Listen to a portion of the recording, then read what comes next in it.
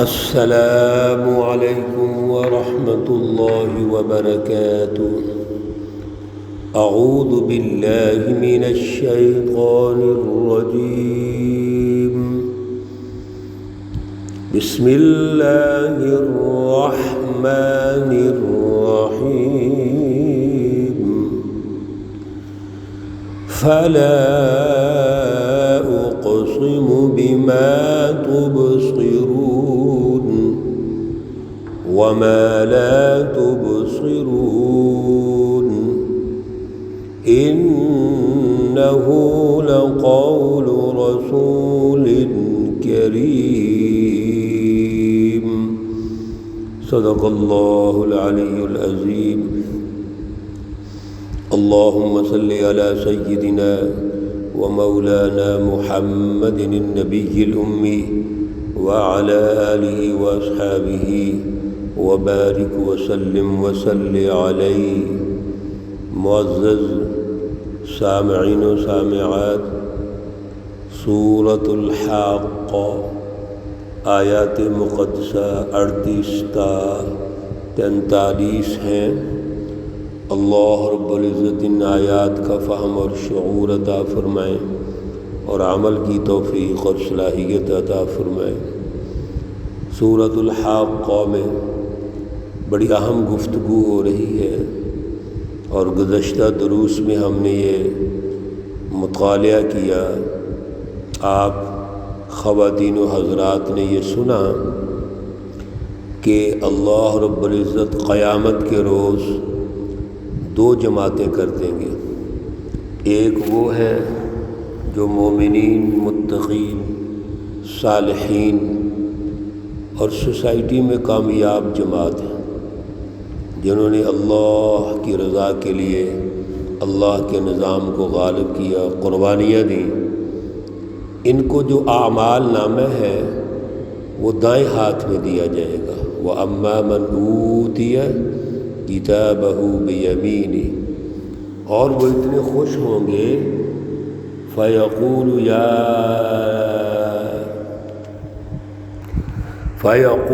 ہاؤم اقرءوا کتابیہ، وہ اتنے خوش ہوں گے دوسروں کو دکھائیں گے اور کہیں گے ہاؤم اقرءوا کتابیہ، لیجو یہ پڑھو، اس کو، یہ میرا اعمال نامہ ہے، میرا لکھا ہوا ہے۔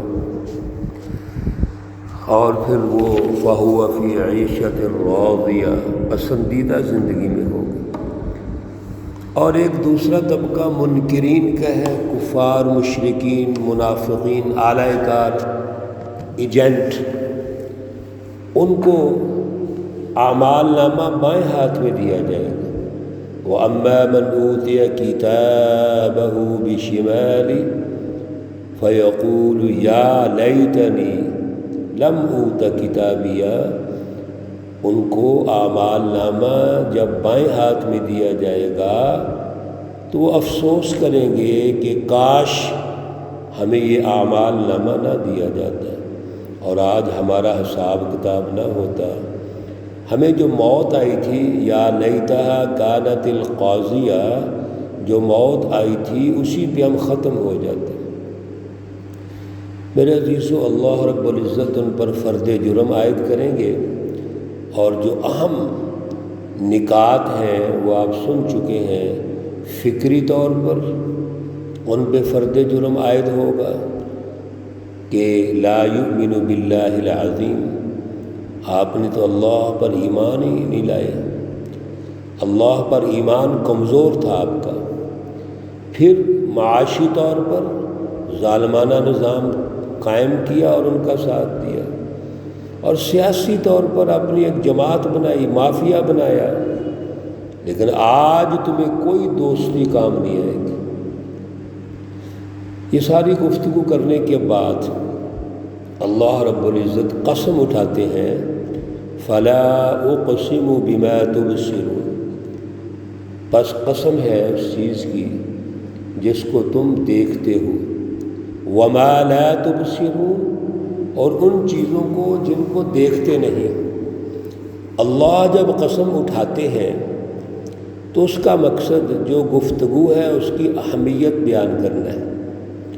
جیسے ہم بھی قسم اہمیت کے لیے اٹھاتے ہیں، کسی کو یقین دلانے کے لیے، تو میرے اللہ رب العزت انسانی مزاج اور نفسیات کے مطابق گفتگو کرتے ہیں۔ تو وہ کہتے ہیں کہ وہ چیزیں جو تمہیں نظر آتی ہیں وہ بھی، اور جو نظر نہیں آتی وہ بھی، یہ حقیقت ہے۔ گویا اللہ حقائق ارشاد فرما رہے ہیں۔ کچھ چیزیں ہمیں اپنی آنکھوں سے دیکھنے، اور کچھ چیزیں وہ ہیں جو آنکھوں سے نظر نہیں آتی، لیکن عقل کا ادراک، احساس، وہ ہم عقل سے حاصل کرتے ہیں۔ اور بعض چیزیں ایسی بھی ہیں جہاں عقل تھک جاتی ہے، عقل کی پرواز ختم ہو جاتی ہے، تو وہاں پر اللہ وحی کے ذریعے چیزوں کو منکشف کرتے ہیں۔ یہ اصل جو معلومات ہیں، احساسات ہیں، ادراکات ہیں، وہ تو وحی کے ذریعے سے ہیں۔ ہم جو محسوس کرتے ہیں، چیزیں دیکھ لیتے ہیں، یہ تو بہت کم ہے۔ ابھی بھی آپ دنیا کا نقشہ دیکھیں تو ہم نے دنیا کے کتنے ممالک کو دیکھا ہوا ہے۔ ہمیں تاریخ میں یہ بتایا گیا کہ دنیا میں امریکہ بھی ہے، افریقہ بھی ہے، یورپ بھی ہے، اور کچھ نے تو اپنے ملک کے بہت سارے شہر نہیں دیکھے ہوئے، لیکن نقشے میں موجود ہیں، ہم ان کو مانتے ہیں۔ اس لیے اللہ رب العزت فرماتے ہیں کہ کائنات کا ذرہ ذرہ اللہ کے کنٹرول میں ہے، وہ تمہیں نظر آئے یا نہ آئے۔ اصل چیز یہ ہے کہ میں نے رسول اللہ صلی اللہ علیہ وسلم کو بھیجا ہے، وہ جو بھی اعلیٰ نظریہ پیش کرتے ہیں، فلسفی پیش کرتے ہیں، پروگرام پیش کرتے ہیں، اس کو تسلیم کرو۔ انہ لقول رسول کریم، یہ قول ہے، گفتگو ہے، یہ اعلیٰ مشن اور پروگرام ہے کس کا؟ رسول کریم کا۔ جو معزز رسول ہے ان کا یہ قول ہے۔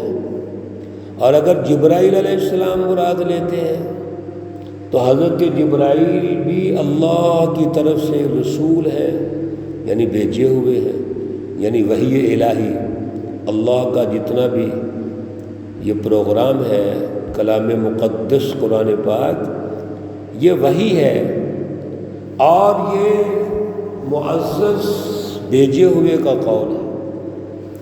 اور یہاں یہ بات یاد رکھ لو کہ رسول اللہ صلی اللہ علیہ وسلم کی طرف نسبت ہے تو یاد رکھو وما ہوا بقول شاعر، یہ جتنی گفتگو ہے کسی شاعر کی نہیں ہے۔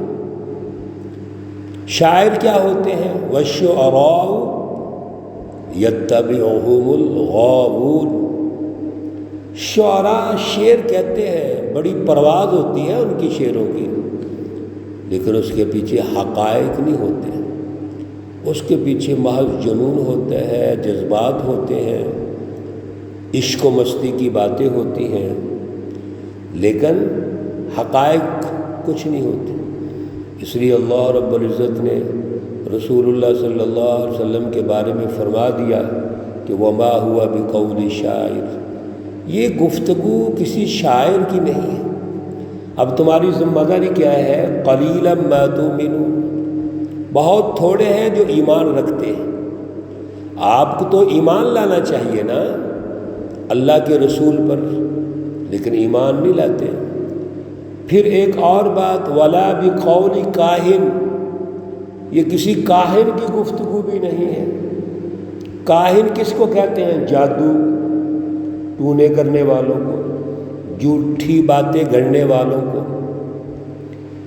اور مکۃ المکرمہ میں اور اس دور کے اندر یہ جو کاہن ہیں یہ بہت زیادہ موجود تھے اور ان کی پیروی کیا کرتے تھے۔ تو اللہ نے فرمایا کہ یہ کاہن کا کلام نہیں ہے، قلیلا ما تذکرون، بہت تھوڑے ہیں جو نصیحت حاصل کرتے ہیں، غور و فکر کرتے ہیں۔ اللہ کا کلام تو غور و فکر کے لیے ہے، توجہ کے لیے ہے۔ میرے عزیزو، آج بھی یہی صورتحال ہے۔ آج بھی تماشبین جب تماشا دکھا رہے ہوں، شاعر گفتگو کر رہے ہوں، ان کو ہم بہت مانتے ہیں۔ کیوں؟ ہمارا مزاج رسمی ہو گیا ہے، ہمارا مزاج عارضی ہو چکا ہے، اللہ کے ساتھ نہیں جڑے ہم۔ اللہ کی بات آ جائے وہاں تعویلیں شروع کر دیتے ہیں۔ قلیلا ما تذکرون، بہت تھوڑے ہیں جو نصیحت حاصل کرتے ہیں۔ تنزیل من رب العالمین، اور سن لو اچھی طرح، یہ اترا ہوا ہے رب العالمین کی طرف سے۔ جو عالمین کا رب ہے، یہ کلام مقدس اس نے اتارا ہے۔ پھر کیا کرنا چاہیے آپ کو؟ غور و فکر کرنا چاہیے، توجہ رکھنی چاہیے، تاریخ سے سبق حاصل کرنا چاہیے، آج اپنی ذمہ داریوں کو پہچاننا چاہیے۔ آج ہم اللہ کی کلام کو اگر سن بھی لیں، کچھ لوگ ماشاءاللہ دروس بھی سنتے ہیں، ایسے حلقوں میں بیٹھتے ہیں، صحبت میں بھی بیٹھتے ہیں، لیکن میرے عزیزوں وہ بھی لائی لگ مزاج ہو جاتے ہیں، بس نعرے پہ نعرے لگاتے ہیں۔ وہ جماعتیں ان کو انتہا پسند بناتے ہیں، عنوان مذہب ہوتا ہے، حرمت رسول ہوتا ہے، تاجدار ختم نبوت ہوتا ہے، لیکن انتہا پسندی پیدا ہو جاتی ہے، غور و فکر نہیں۔ اللہ رب العزت کا مطالبہ یہ ہے کہ غور و فکر کرو۔ کیوں؟ تنزیل من رب العالمین، یہ رب العالمین کی طرف سے نازل شدہ ہے، لہذا توجہ رکھیے۔ اللہ رب العزت کلام مقدس کا فہم عطا فرمائے، شعور عطا فرمائے۔ کلام مقدس سے ہماری جو وابستگی ہے شرع صدر کے ساتھ، اللہ رب العزت ہمیں اس سے وابستہ فرمائے، اس کی تاثیر ہمارے دلوں میں اور ہمارے ذہنوں میں پیدا فرمائے۔ اللہ رب العزت تمام بیماروں کو شفائے کاملہ عاجلہ مستمرہ عطا فرمائے۔ اللہ رب العزت تمام مرحومین و مرحومات کو جنت الفردوس میں اعلیٰ مقام عطا فرمائے۔ ربنا تقبل منا انك انت السميع العليم وتب علينا انك انت التواب الرحيم، وصلى الله تعالى على النبي الأمي محمد وعلى آله وأصحابه أجمعين برحمتك يا أرحم الراحمين۔ السلام عليكم ورحمة الله وبركاته۔